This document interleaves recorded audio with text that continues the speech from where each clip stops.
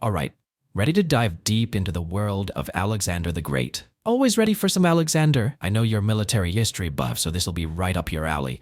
Alexander's campaigns are fascinating, to say the least. Yeah, they're not just about battles and sieges, though. Right. It's about how he changed the world. Exactly. And how his conquests set the stage for the Hellenistic world. That's that domino effect you always talk about. So, where do we even start with someone like Alexander? Well, let's start with his conquest of Persia. It was a huge turning point for him, both personally and as a leader. Definitely. And I think we have to talk about the Battle of Gaugamela in 331 BC, right? Yep. It's considered one of history's most decisive battles for good reason. What made it so significant, tactically speaking? Well, Alexander was outnumbered by the Persians. He had to use his brain, so he spread rumors about a night attack. Oh, I see. Mind games before the battle even started. Exactly. It kept the Persians on edge and tired them out. Then, during the battle itself, he saw a gap in their lines. What did he do? He took his companion cavalry, his elite force, and just charged right through it. Went straight for Darius III, the Persian king. Wow. A bold move. And it worked, yeah? Darius fled, and the Persian army's morale just crumbled. It's like a historical blitzkrieg, centuries before tanks. Ha! It's a good comparison. The speed and precision of that cavalry charge completely broke the Persian lines. So Alexander wasn't afraid to break the mold when it came to tactics. Not at all. And we have to talk about the Macedonian phalanx too. It was a crucial part of his army. Oh yeah, the tightly packed infantry with those super long spears, the sarisses. Those are the ones, and when you combine the phalanx with the companion cavalry, you get a really powerful force. Defense and rapid offense all in one. Great.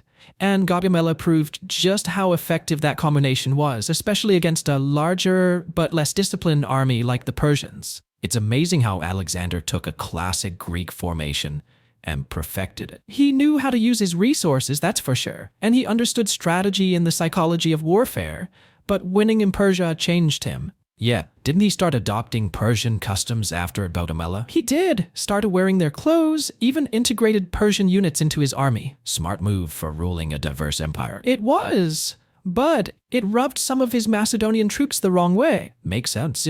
They probably felt like he was abandoning their culture. Exactly. There's actually a famous story about Cletus the Black, one of Alexander's general. Oh yeah, wasn't he a close friend of Alexander's too? He was, and he called Alexander out for adopting Persian customs during a feast. What happened?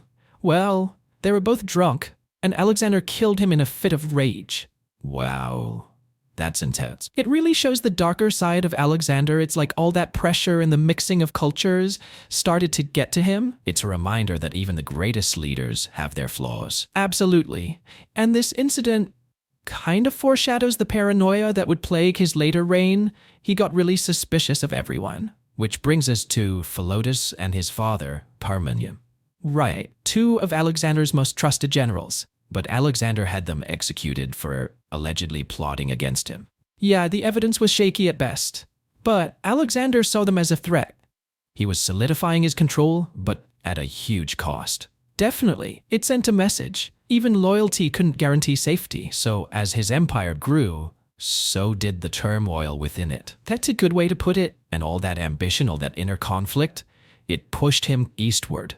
To the edge of the known world. To India, a land full of mystery and untold riches. Or so they thought back then. Alexander really wanted to push the boundaries of his empire. He wasn't content with Persia. It's true, his first goal was to conquer the entire Indian subcontinent. All of it. Wow, talk about ambitious. Just the logistics of supplying an army that far east must have been crazy. It was a huge undertaking, even for Alexander. It really pushed his logistical capabilities to their limit. But the real problem was his trip. Oh yeah, they had been marching and fighting for years. Exactly. They were tired, homesick, and starting to doubt Alexander's relentless ambition, I bet. I mean, conquering Persia is one thing, but taking over a whole subcontinent's a whole different ballgame. It is, and the further they went, the more resistance they met. From local rulers, from the climate, even the terrain itself. It all came to a head at the Hyphasis River, didn't it, in 326 BC. That's right, the Bees River, as we know it today. Alexander wanted to cross it, keep pushing deeper into India. What happened? His troops flat out refused. They'd had enough. They were done. Pretty amazing that even someone like Alexander, with all his charisma, couldn't convince them. It was a turning point for him. He was forced to admit defeat and turn back, It showed even the greatest conquerors have to listen to their soldiers. They were only human after all. So that mutiny, or whatever we want to call it, set the southern border of Alexander's empire at the Hyphasis River. Yeah.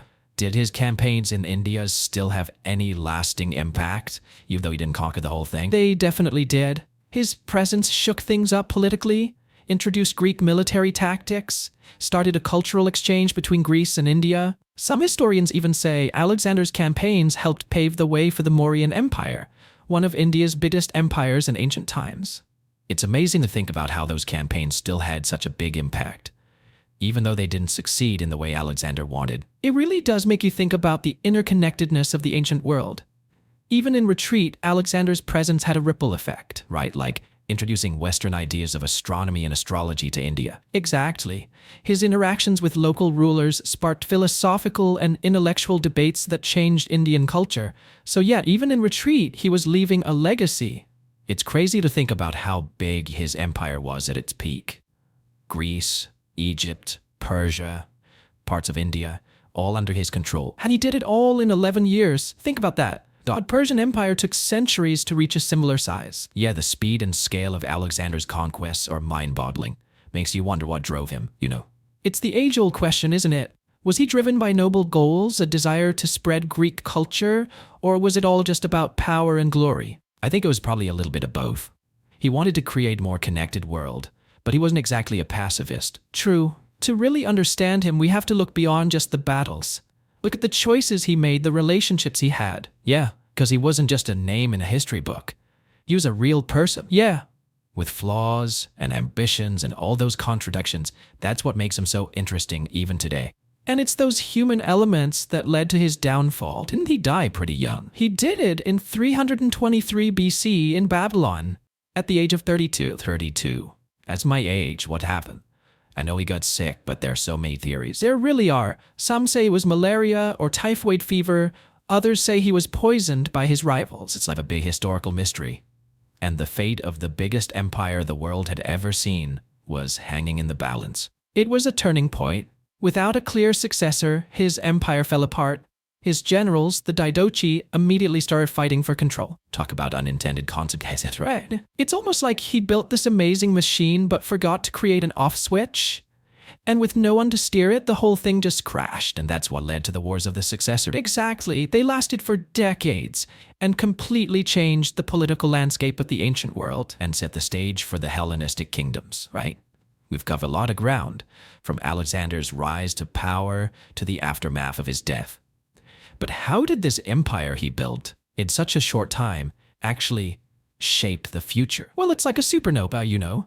Alexander's empire burned brightly, then fragmented, but that explosion, it scattered elements that enriched everything around it. That's what the Hellenistic period is all about. I like that analogy. So let's break down those elements. The Diadochi, his generals, they were major players in all of this, right? They were like planets forming from the dust of that supernova.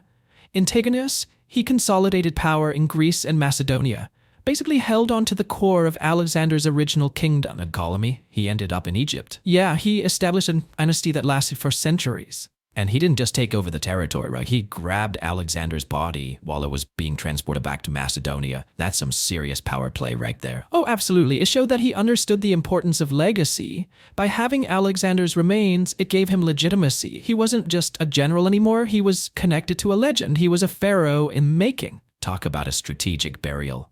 We can't forget about Seleucus. He was the one who carved out an empire from those old Persian territories. Kind of the underdog who ended up with a massive chunk of land. Seleucus was a pro at consolidating power and forging alliances. His empire was massive, stretched from Asia Minor all the way to the borders of India. He even built a new capital, Antioch, to really show off his vision. So we have these three major power centers rising from the ashes of Alexander's empire. What makes the Hellenistic period so different? What's its lasting legacy? It's all about that fusion of Greek culture with the East. Alexander's conquests, they weren't just about military victories. They created trade routes. They sparked a cultural exchange on a scale never seen before. So Alexander kind of accidentally spread Greek culture while he was off conquering. It's kind of like that, yeah. Greek language, their art, philosophy, even their city planning, it all spread across the Mediterranean and into Asia. Do we have any examples of what this fusion looked like in everyday life? Tons! Think about Alexandria in Egypt. It became a melting pot of Greek and Egyptian cultures. You had Greek scholars collaborating with Egyptian priests, architecture that combined Greek and Egyptian styles, and a really diverse mix of languages and religions. It feels like a really exciting and dynamic time to be alive. But was it all good? Or were there downsides to this cultural exchange too? Well, no historical period is perfect. There were tensions, for sure, conflicts where traditional ways clashed with the new Greek influences. But for the most part, this was a period of creativity, innovation, and intellectual growth. So it really does all go back to that supernova you mentioned. It had a cultural supernova Alexander created. Exactly. It's not just about battles and empires, it's about the ripple effect of his actions. The things he set in motion that shape history. Things that still influence us today. It's a reminder that Alexander's story isn't just dates and battles. It's about ambition. It's about cultural shifts. It's about a legacy that's still unfolding thousands of years later. And I bet our listeners, who are fascinated by military history, could appreciate that, for sure.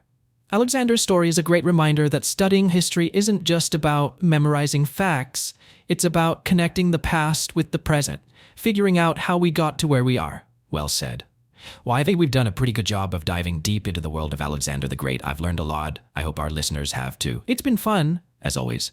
And to everyone listening, until next time, keep exploring, keep those questions coming, and keep diving deep.